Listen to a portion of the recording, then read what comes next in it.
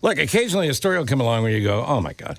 I mean, it's there, but for God go I in every possible way.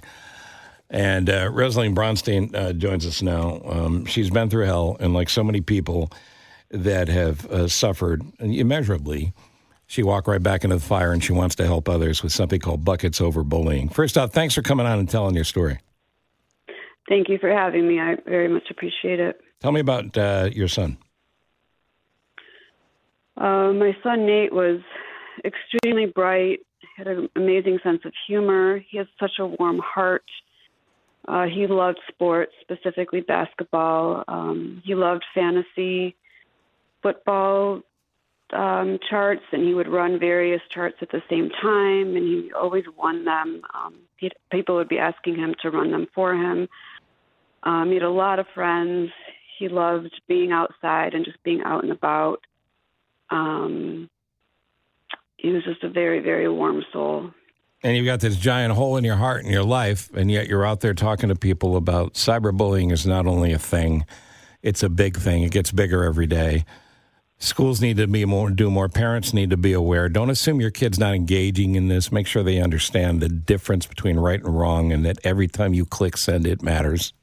Because your son was cyberbullied, right? Exactly. In the fall of 2021, he started his sophomore year, and he transferred over to the Latin School of Chicago because at the time they had formally announced that they were going to have in-person learning, and that's where we wanted him. And, you know, as millions of parents around the country, we were all desperate to get our children back into the classroom. Sure. And in December of 2021, he was viciously cyberbullied by the JV basketball team and a student on the varsity basketball team over a stupid basketball game. It was Parker versus Latin. He was attacked, harassed, humiliated, suicide-baited, threatened with physical harm, deadly harm through a text message and the iMessage app and Snapchat.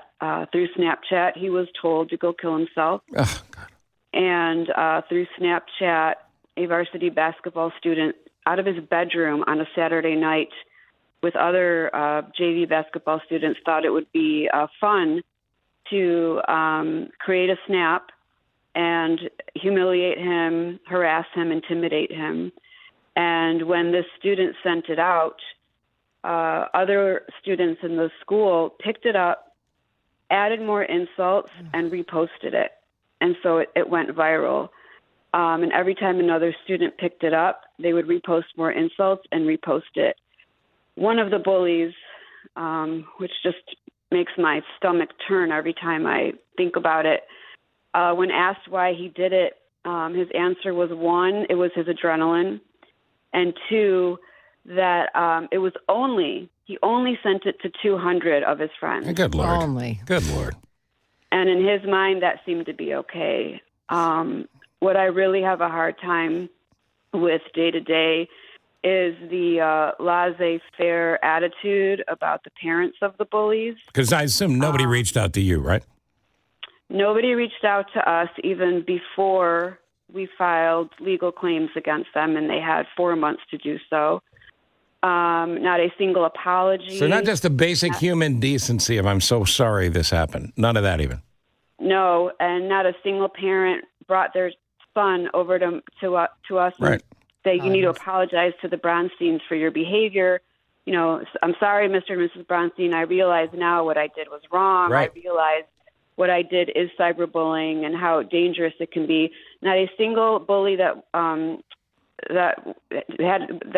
a single bully till this day acknowledges that what they did to my son is cyberbullying. Not a single parent of the bully acknowledges that what their child did was wrong or cyberbullying. We've got answers such as, "Oh, it was a miscommunication." Oh, please! This is what kids do. So, and Nate took his life at the age of 15, and nothing will change that. But what can change is the effort that you're making and others are making to bring this attention forward. And again, I'm just saying this again. Do you mind if I call you Rose? Is Rose okay? Oh, yeah, absolutely. So, Rose, I keep bringing this up because I think it's really important for people to understand. Your kid may be a great kid, and maybe it's a great kid at home, but your kid can get involved in this and be a cyber bully. And don't assume your kid has it. Everybody's got to have the talk. Everybody's got to sit down with a kid and go, this is wrong, and this is damage. Absolutely, and that's exactly what's happening in the present, day to day.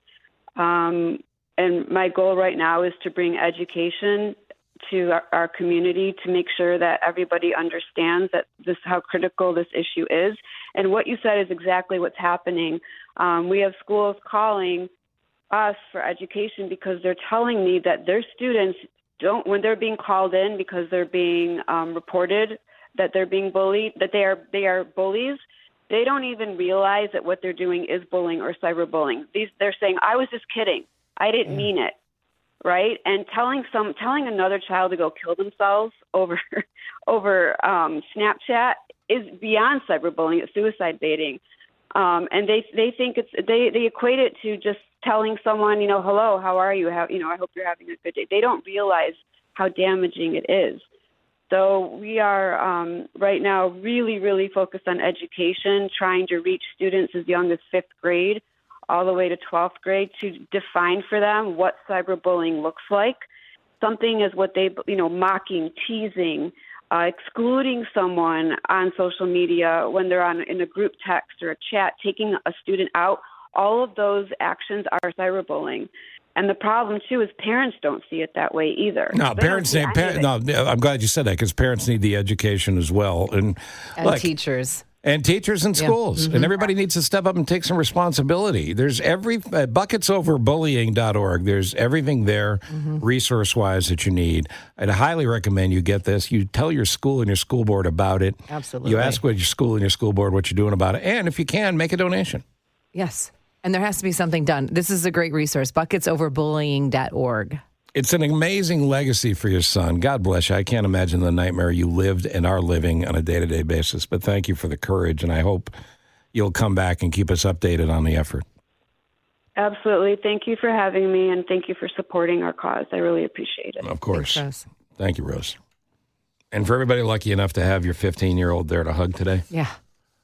How about you step up? How about you step up and do something, starting with your own home, your own hula hoop, where you talk to your kids about what bullying is. And don't you ever, ever, ever hit send on anything that's related to bullying or anything you wouldn't say. And what to put on social media. That's not okay. No, it's not okay.